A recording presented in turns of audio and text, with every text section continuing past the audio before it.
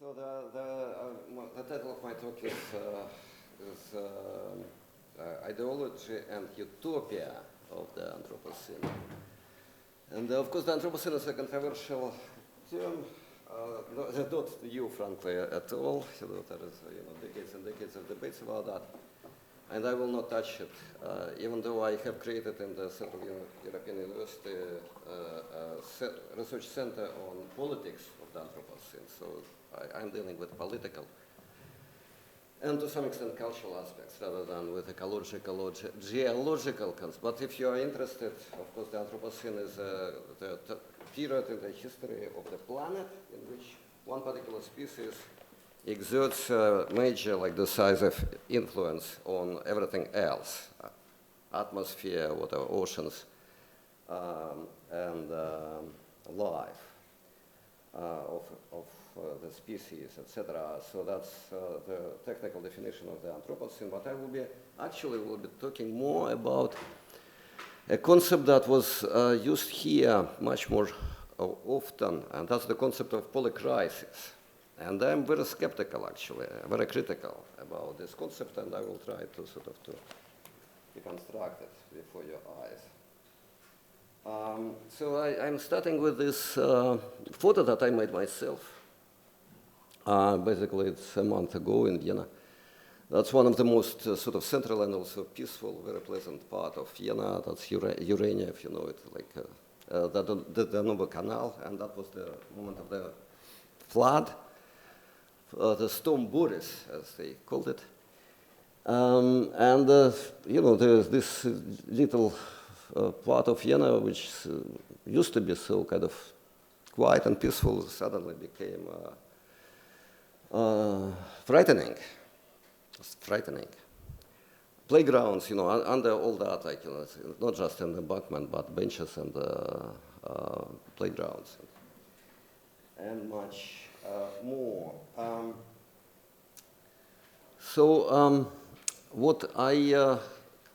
What I came to kind of a formula while walking along the canal and making my photos, that we have extreme weather events, like this Boris, for instance, or the hurricanes right now in America, etc.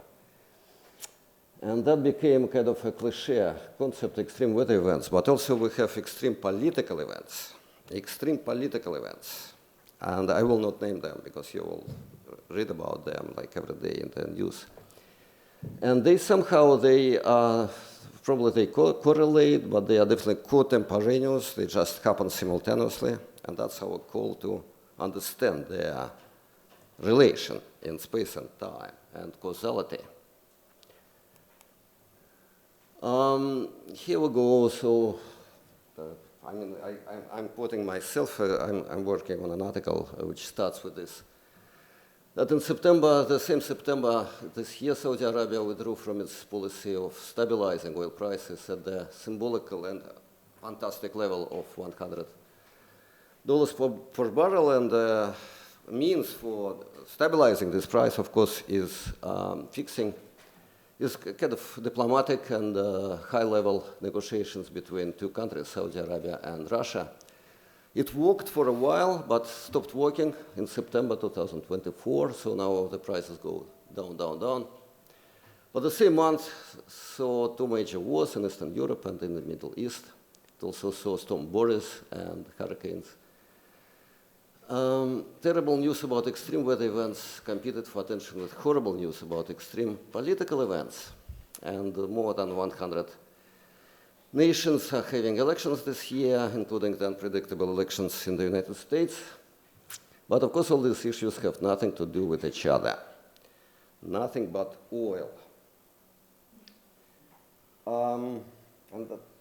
Let's talk a little bit more about that. I hope that I have very little time for all this, but I hope that I will provoke you for some further thoughts. So here is a concept of polycrisis. Made largely popular by one historian and public intellectual, Adam Tooze from Columbia University, also a columnist for Financial Times, and here is connected to his speech in Davos. Here is a model for polycrisis. As you see, I mean, I will switch the slide very soon, so you don't have any time. But it's like everything is here, you know, climate and natural resources and wars and financial debt crisis and whatever, cost of living and much, much more. And what is important here, of course, is this chaotic configuration of the whole picture. There is, you know, concept of moral equivalence or moral relativism, but here I would say it's about causal equivalence. There is no central cause or no force, no driving force, no causal center in this structure, and that's the very concept of polycrisis reflects and emphasizes this pluralism of causes, like causal equivalence, causal relativism. In fact, the concept has sort of intellectual genealogy.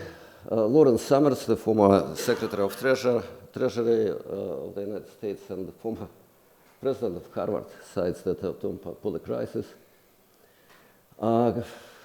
Also referring to Adam Tooze, but Tooze didn't coin the word. It appeared to have first been used by some certain French social scientists. You see their names. The term re-entered wider circulation in 2018 in a speech delivered by Jean-Claude Juncker, then president of the European Commission.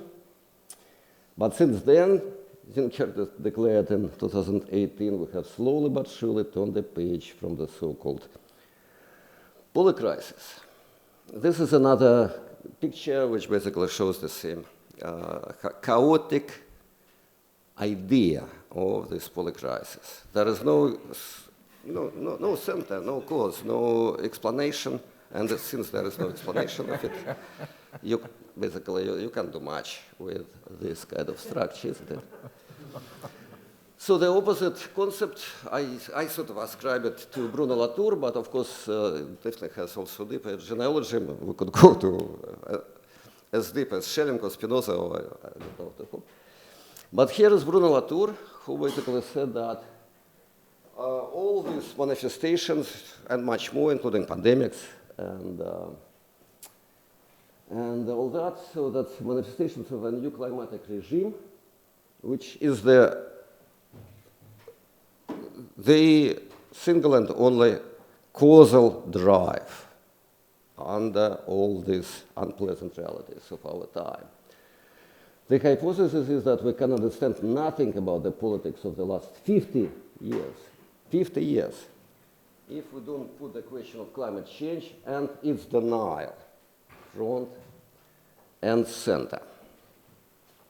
So that's an entirely opposite picture with one particular cause and many, many research questions, you know, how to come from this particular deep root to the multiple fruits, most of them poisoned and actually dangerous, but that's up to actual research, how to go from the root to the fruit, every fruit. And if we do this research, there is a hope that we will be able to deal with this particular poison.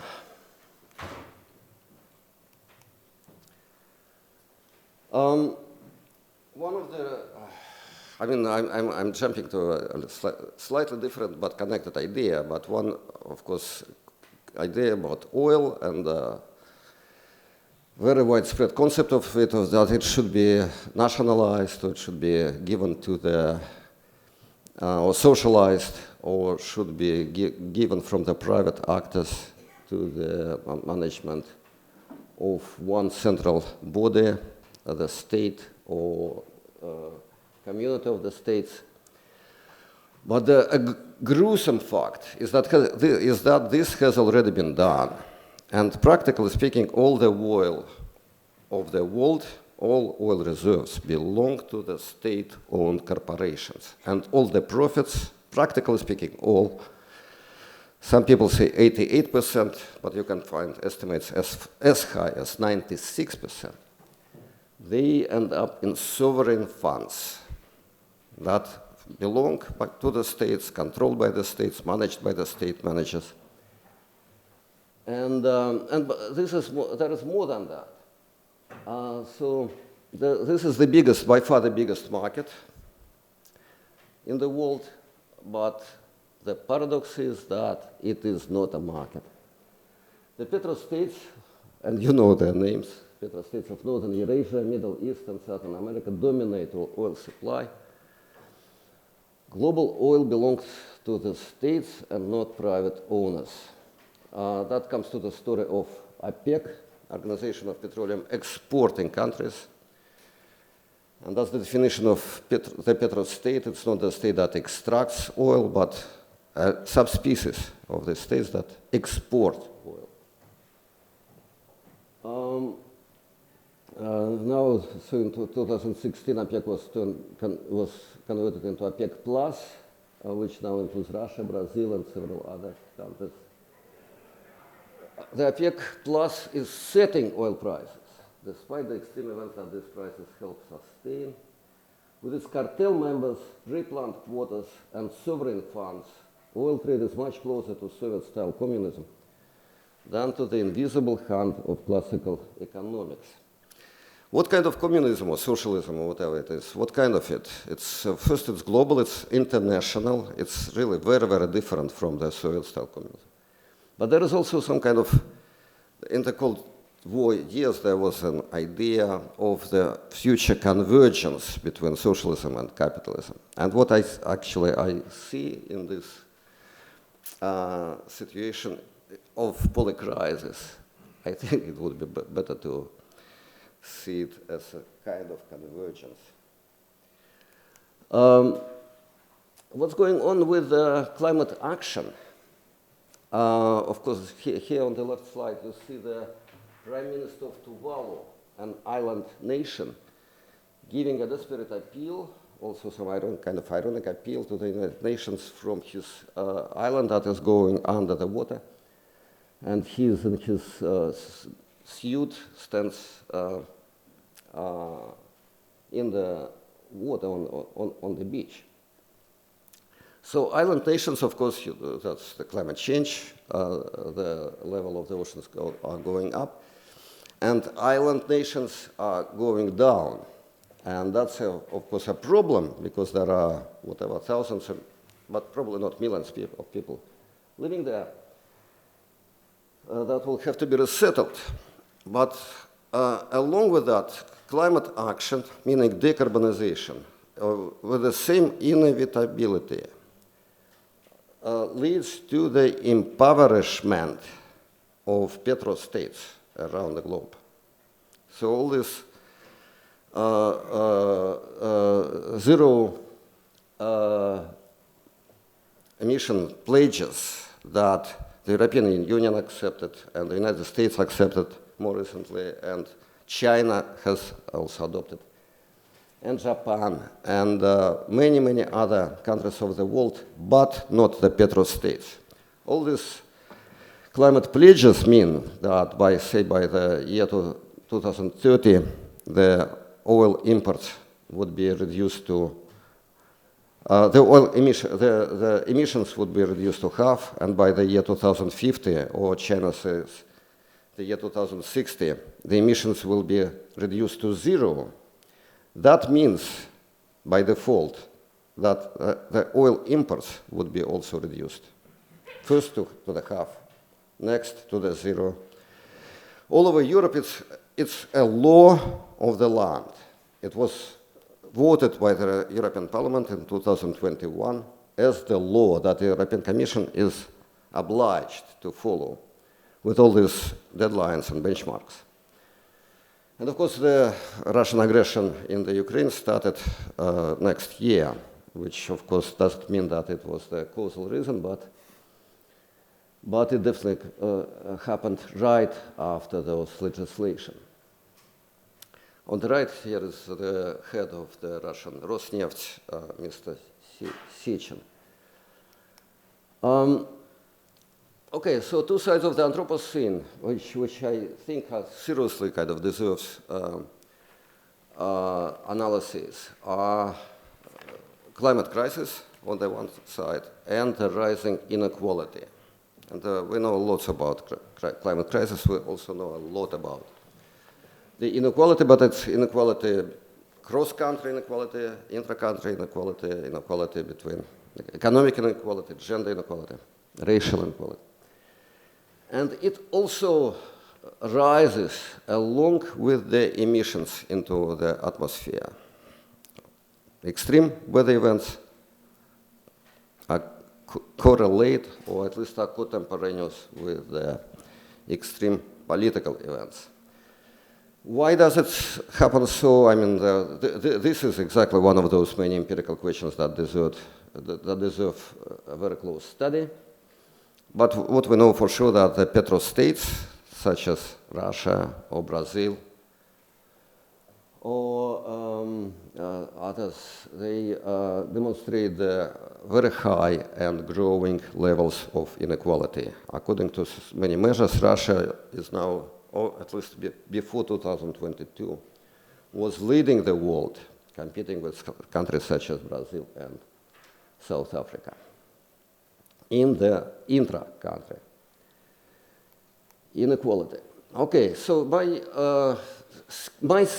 personal scheme of events is presented in the upper part of the slide. So that was the great acceleration. That's a historical term. It embraced a big part of the 20th century, acceleration of everything, population growth and industrial outputs and emissions, of course. Acceleration connected to the more and more of extraction of everything, including oil. Emissions due to industrial and transportation needs and the pleasure of humanity leads to the climate change. And the only response to climate change is decarbonization of everything above mentioned. And that probably, with some kind of logic, leads to wars. And yeah, following Latour, I suggest, but maybe adding something to Latour's model, I propose to go from this idea of polycrisis with its causal relativism. So yes, basically Latour insists on linear causality from one cause to another cause.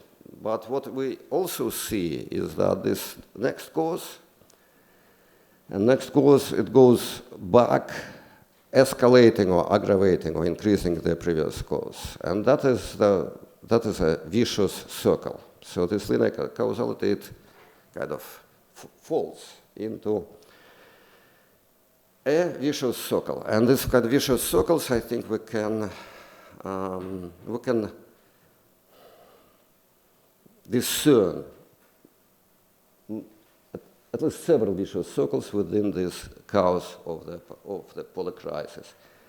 But also these different vicious circles, also they are hierarchically related to one another. Okay, there is one semi-forgotten classic of social thought, Karl Mannheim, who was not really a Marxist, but close to Marxism. He was not really a member of the Frankfurt School, but was cited by these people and was kind of parallel to them. Born in Budapest, he was a Hungarian Jew, immigrated to London, and he proposed this juxtaposition between ideology and utopia, which I think is really important for our time. So ideology here is different from what we are kind of used to understand by ideology, though connected, because ideology in Mannheim is the system of ideas that describes and justifies their established order, their status quo. While utopia is a kind of net of concepts or mentality, as he said, I would say, also a system of ideas that subverts this order by imagining possible alternatives. these alternatives, some activists would pursue these alternatives, so sacrifice their lives for freedom for them, but that's not necessary. Utopia is something that basically it's a business for intellectuals to imagine them, to suggest them, to discuss them, to prefer one utopia to another. And here is my short list. I mean, no time for really kind of discussing it, but hopefully you will have some questions. My list of popular ideologies and utopias of our polycrisis, or in other words, of the Anthropocene. For instance, I think that polycrisis, the very concept of polycrisis, is an ideology. That's a concept that describes and justifies the status quo. Say just transition, which, if you Google just transition, you will find hundreds, if not thousands of articles on just transition. We should acknowledge that. That's a utopia. This is not something that is happening. This is an imagined alternative that intellectuals debate and discuss.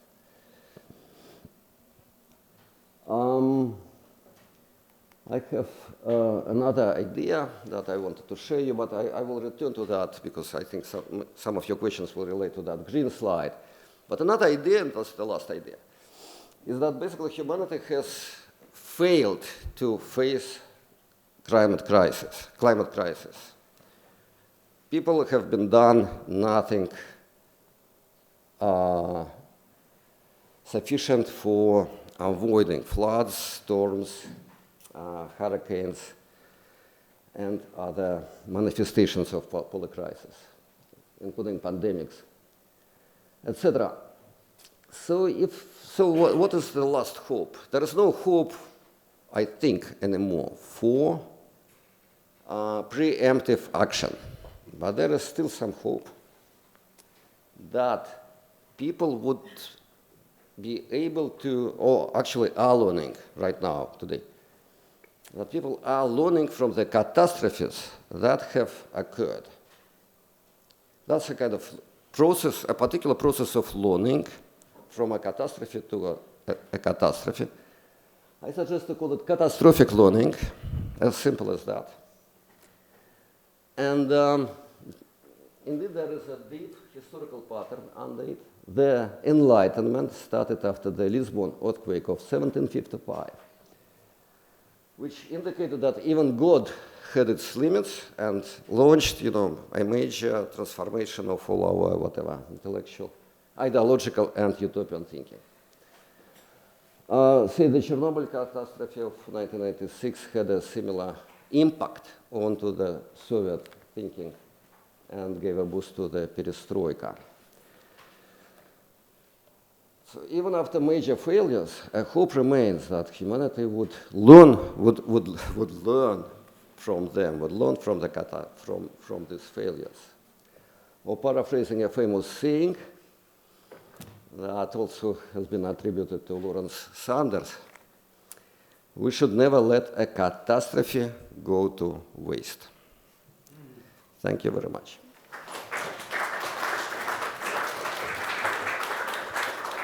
Yeah, thank you so much. I also had a similar kind of suspicion of the concept polycrisis, and you located the oil trade as like a causal root.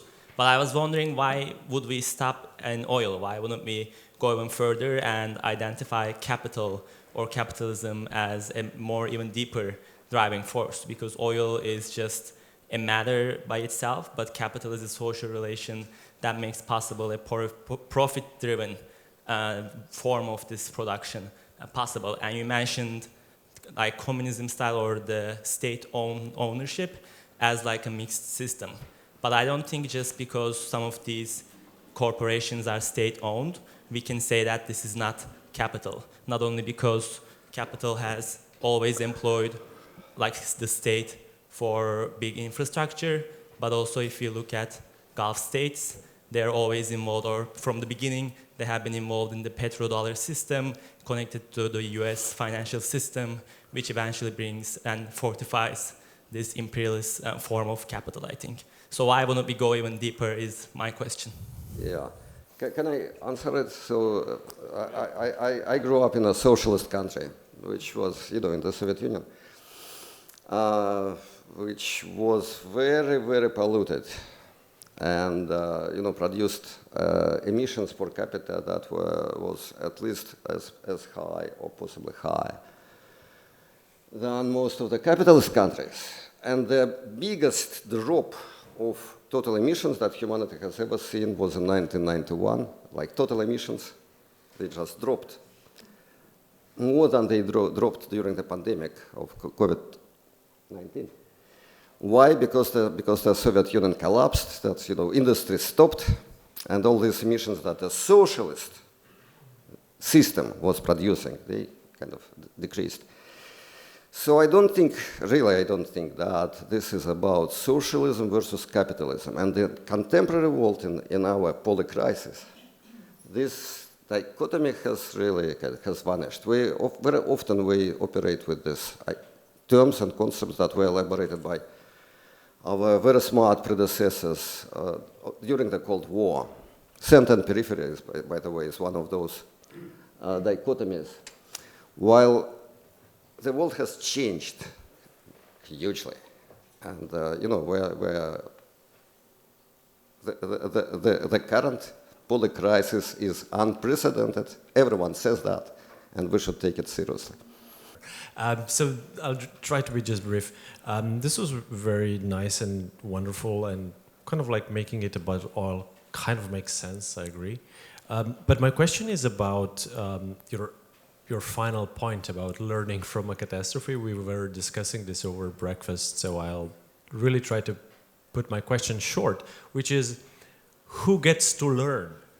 And I think it's not the people that lived the catastrophe. So it's not the people of Lisbon that learned anything in the earthquake.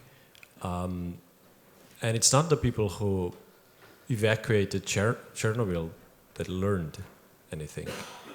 And I think this is, the problem here.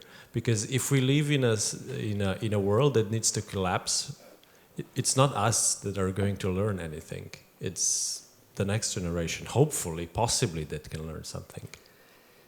Yes, indeed, and we discussed it over the breakfast in connection to war. There is the same question, like, is there any valuable experience to take from a war, or in connection to political terror? I wrote a book about the memory of the Soviet terror, and I sort of was dealing with that. So there are victims, basically, who learn nothing because they are dead, right? There are survivors who went through this catastrophe and they have a trauma or whatever they have, and they are probably not good. They could be very good learners, they could be poor learners, but it takes a lot of courage and stamina just to learn through the catastrophe. But there are also witnesses, close witnesses, distant witnesses. There are also descendants. I mean, someone would learn, and that would be pretty good. But there is a sort of, I imagine it as also a kind of a causal, also like a process spreading in time, with some, like also there were, like, say, dissidents or some heroes. There are heroes among the survivors. There are heroes who actually could learn and share this learning. And that's a heroic act. Great, thank you. So I find the overall argument very convincing, but I was wondering whether the concepts of ideology and utopia, as you use them, are really sufficient to explain this failure of humanity to respond to the climate crisis. Because at least if you understand them in this pretty cognitivist way, in a way, as if the wrong concepts prevent people to react adequately. I mean, when you showed the first picture, I had to think, of course, of the electoral triumph of the FPÖ, a climate denialist party, just in the moment in which the catastrophe is unfolding. And it seems to me that it's not this. I mean, they also have the wrong concepts, I'm sure, but there seems to be something deeper going on, maybe on an affective level, an inability to grasp both the enormity of that challenge that really puts into question like fundamental assumptions that are deeply ingrained, not just conceptually, but really, I think, effectively in our way of life, in the way in which we have been raised, socialized, etc., and that are really quite difficult. And that's why I understand the climate denialism to a certain extent. It is really a challenge that is extremely difficult to wrap your head around. And also, if you look at the extreme reactions against climate activism and this hate that is articulated at them, I think we have to go deeper than this conceptual level. There is some effective inability to deal with this that then gets acted out in this crazy political discourse, in these crazy reactions, and in, just people in the face of catastrophe voting for parties that will just make it worse. I agree with you, and these two concepts, they do not explain really, like whatever. They don't explain our inability or our failure. They conceptualize certain intellectual products that have come out of this situation, and I think they're helpful. But there are all these forces of greed and distrust and denial and hatred and distrust to the cultural elite, which, because all this, until recently, all these climate warnings came from the scientists, and people on the street, they didn't have it. They didn't have this experience, and they didn't trust the scientists because they are from the same cultural elite as the politicians and other scoundrels. But it has changed just before our eyes during the last years. We have heat waves, we have storms. They just, they're undeniable, and that has changed the whole situation dramatically. Yeah, thank you very much for this. I have two comments. The first is kind of half nerdy about Mannheim. In Mannheim, to be precise, the trick is that the very same set of ideas functions as ideology or as utopia, depending on how serious you take it. So, like liberal values of equality and justice can function in a revolutionary way to make a just republic, or can function as the justification of capitalism. So the environmental ideas, the idea of pure economy or of harmony with nature, they are utopian, yes, but if they are not really fully realized, then they function as an ideology, and it's interesting, an ideology of what right now? Certainly these are not innocent ideas. I think we should be very honest with ourselves about this. They have to do with colonialism, with a new attempt of the West to impose some kind of hard discipline on the subaltern peoples, etc., etc. Unless we really take this seriously, and here I totally agree with you. And the second thing is that I want you to maybe to react to what Felix Geithner was saying. You kind of reacted a little bit, because you are saying that the wars are somehow associated with decarbonization. And Felix was saying the same thing, that there is a connection, and he was saying that actually these wars on the part of Russia and similar countries, they are an attempt to, to achieve this military Keynesianism and to go around this problem, like to resolve it in this military way. Maybe that's the mechanism. So I wonder what you're thinking about this. Thank you. Well, I thank you for the first remark, and I trust that you know your Mannheim better than me, so, but I'm reading this stuff and trying to to adopt and adapt it. But as for the second remark, this is the central thesis of my recent book, Russia Against Modernity. And that's also the most challenging or controversial thesis that people basically they have problems with it.